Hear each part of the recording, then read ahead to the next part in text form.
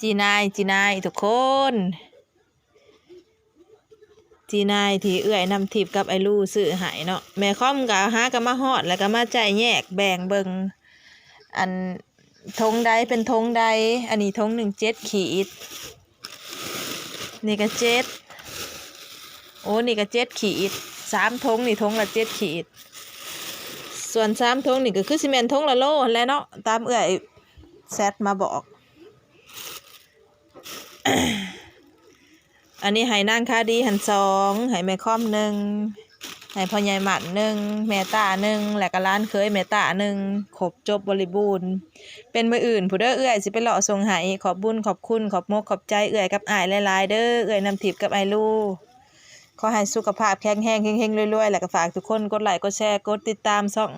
ตำรวจสุวรรณอยู่ต่างแดนให้เด้อพี่น้องสำหรับคลิปนี้จบสบายดี